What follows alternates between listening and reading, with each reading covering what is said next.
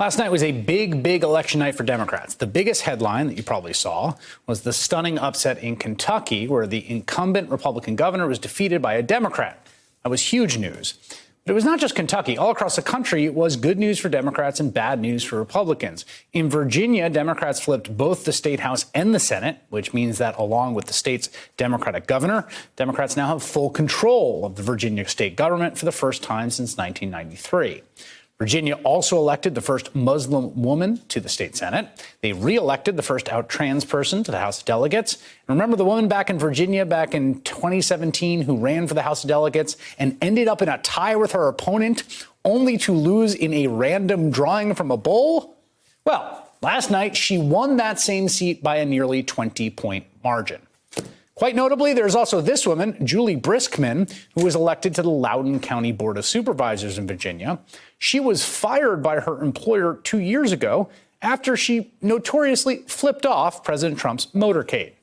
And it was not just Kentucky and Virginia. In Pennsylvania, there were big red flags for the Republican Party.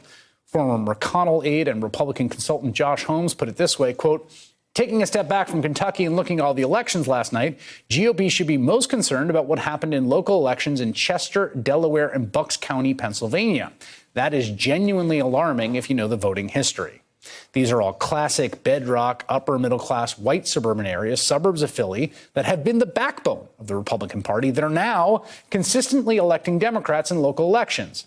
And just for good measure, Democrats appear to have taken a majority in the city council of Columbus, Indiana. That would be Vice President Mike Pence's hometown for the first time in nearly 4 decades. For more on all of that, I'm joined by the chairman of the Democratic National Committee, Tom Perez. Tom, you're smiling, and I understand why. What were you expecting going into last night, and what did you see last night? Well, Chris, we've become a 50-state party again, and what we saw last night was success in urban pockets, suburban, ex-urban pockets, and rural pockets. You look at Andy Beshear's victory. He turned some coal counties blue. He did really well in Lexington and in Louisville.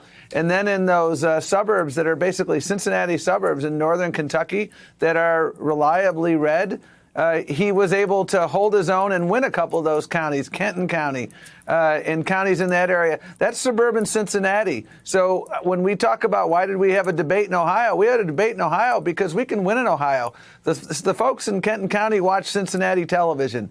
Then you mentioned Pennsylvania. Delaware County has been in Republican control since I think the Civil War era, yep. Quite literally. And again, municipalities in Ohio went blue. All over the place. And so what I learned from this is we are a 50-state party. We have been winning. We've had 3 elections now, Chris, 2017, 18, and 19. And in every single election, we've been able to win, whether it was Virginia 2 years ago and again last night, Doug Jones 2 years ago in December.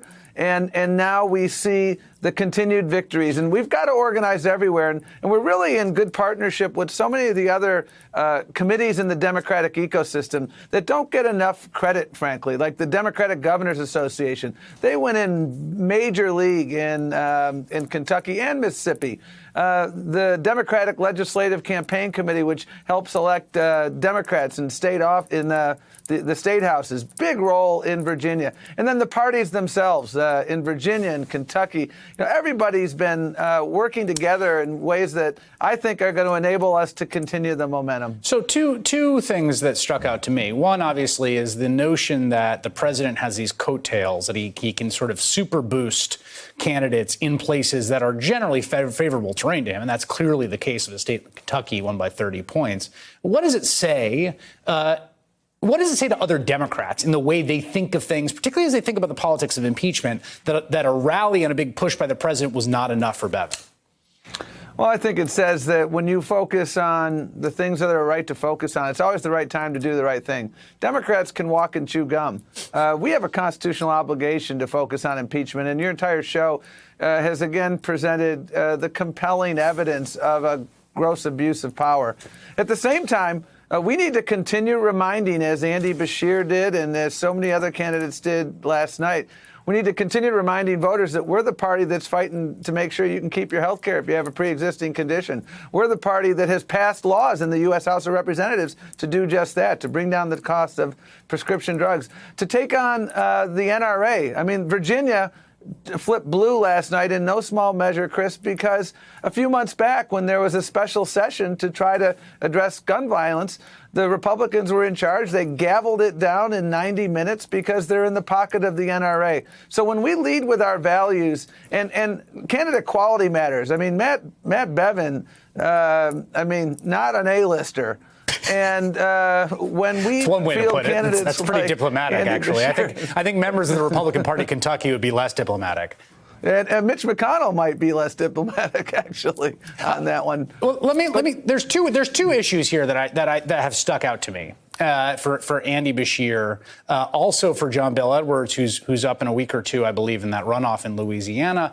And I've seen red state Democrats run on them. One is Medicaid expansion. It is notable to me that it is one of the crispest, clearest points of distinction in the most conservative states that the Democrat is for Medicaid expansion and the Republican is either against it or wants work requirements. Right. And the other is teacher pay and supporting teachers, which we've seen these teacher strikes from Oklahoma to Kentucky to West Virginia.